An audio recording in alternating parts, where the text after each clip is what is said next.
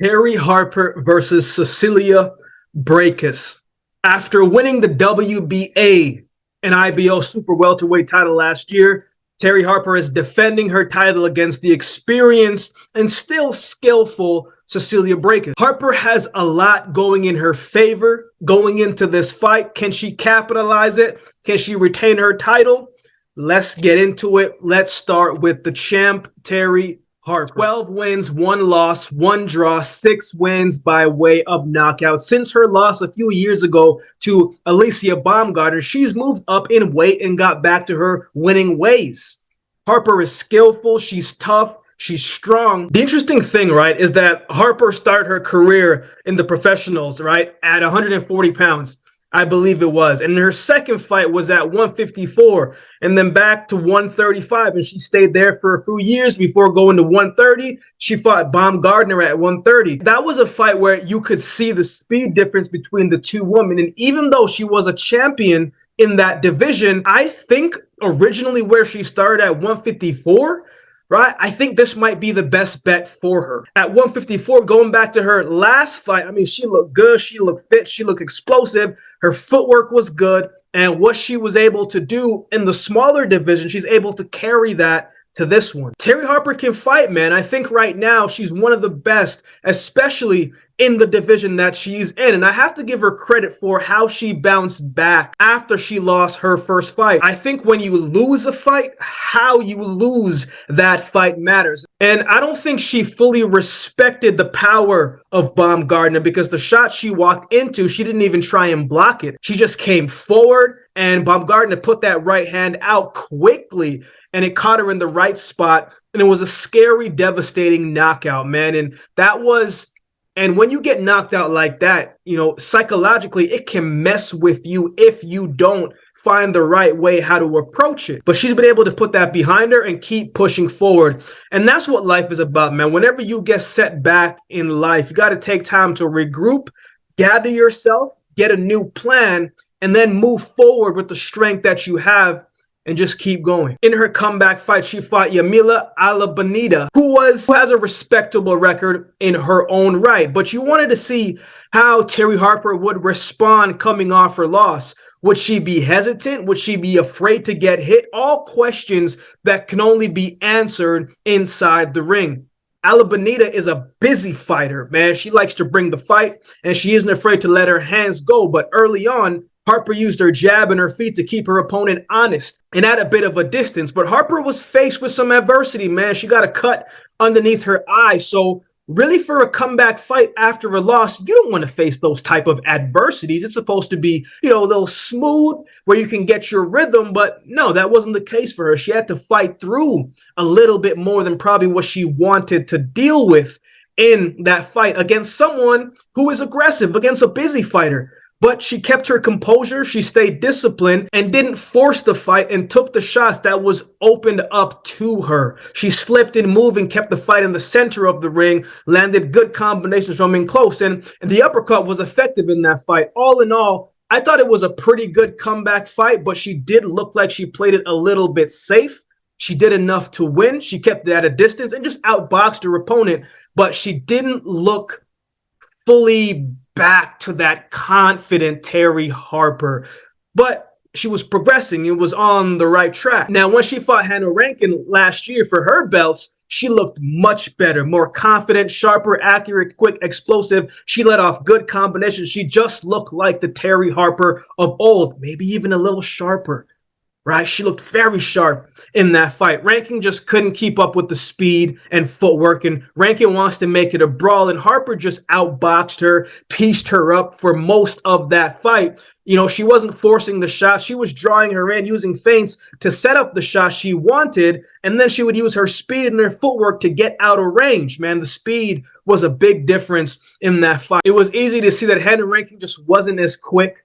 Harper at this stage was just, you know, a much better fighter across the board, man. So I think this is a good way for her. I think this is where she stays, at least for the next couple of years. But she's up against a woman who has a lot of experience and is still skillful even at the age of 41. Let's talk about her opponent, Cecilia Braekhus, 37 wins, 2 losses, 9 wins by way of knockout. I'm really interested to see what the former welterweight champion has left in her against the tops in the division. She's coming up to 154. She's campaigned her career at 147. She's 41 now, right? But there was a time when Cecilia Braekhus was undefeated for 36 fights. She won her title in the 11th round. I think she defended it, 23, 24, 25 times. That's a crazy stat. I mean, during that time, man, she was either stopping her opponent. She's not a big puncher like that, but she was outboxing her opponents unanimously. She doesn't have that knockout power, but she's accurate, she's long, she's rangy, and she moves well in the ring. And she's a good counter puncher and combination puncher when she's comfortable. And even at the age of 41 in her recent fight, man, she moves well enough in the ring. She might not be as quick or as fast as she once was, but she still moves with a level of fluidity. Now, going back to her fight against Jessica McCaskill, the first one, she had the skills and the tools to beat McCaskill, but the first fight, she just got outworked.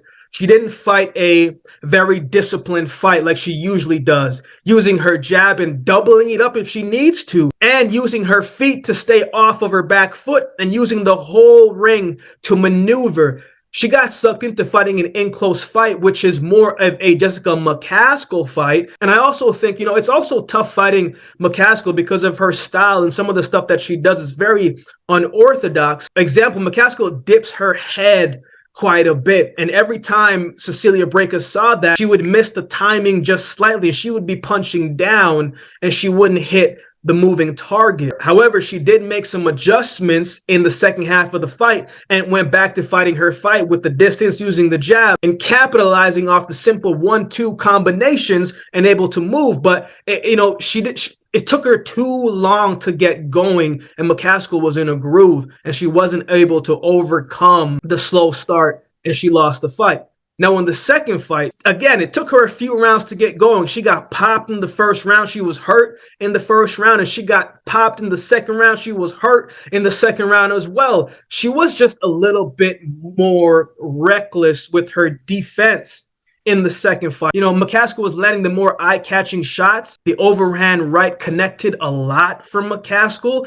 And again, Braekhus made adjustments going into the second half of the fight. But stylistically, man, I think it was a matchup that was just tough for her, right? The pace of McCaskill, the aggression of McCaskill, the looping shots, all of the shots from the different angles, and the stuff that McCaskill does, man, it just wasn't the best stylistic fight for her, for how Cecilia Braekhus likes to fight. The counter was open, but she didn't capitalize off of it enough. Again, it took her a while to get going, and McCaskill again stole the early rounds. Also, Braekhus got a point deducted for too much holding in that fight as well, too. So she kind of dug herself in a bit of a hole going into the later half of the fight, and she just couldn't get out of it. Now, in her most recent fight, she fought Marissa Portillo, who doesn't have the greatest record, right? And that was a 6-round fight. So that was a bit of a question mark for me because this is a 10-round fight she's about to go into. I think the last time she fought a 6-round fight was like 2008, 2007. But perhaps, that was her just easing her back into boxing again. And that was a fight that she was supposed to win, and it was a win, but she didn't look great. She looked hesitant, and you could tell she was a little slower than what we're used to seeing her. And it really wasn't hard to see that, like, her best years are a little behind her. She can still fight, but the level that she's fighting at, man, I don't know if she will be able to get the job done this weekend. So who wins? I have Terri Harper winning this fight by decision. Braekhus coming up to 154. She looked like a step behind, as I said in her last fight. The age looks like it's catching up to her and slowing her down a bit. And I think Harper at this stage in her career is just the all-around better fighter. And based off of Cecilia Braekhus' last performance, I don't think Terri Harper should have too much problems in this one. I have Terri Harper winning this fight by decision.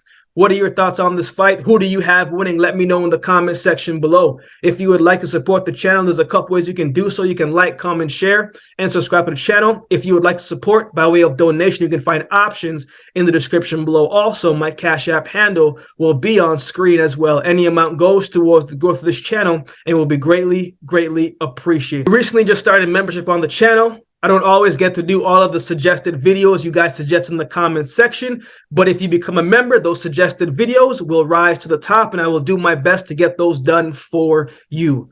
Or if you just like to become a member just to support the channel, man, that would be greatly appreciated as well. Shout out to all the members holding down the membership section already. I appreciate each of you. Shout out to everybody that continues to like, comment, share, subscribe to the channel. I appreciate each of you as well. So with all that being said, if you've been watching the video this long, do me a favor and subscribe to the channel, and we'll definitely see you next time.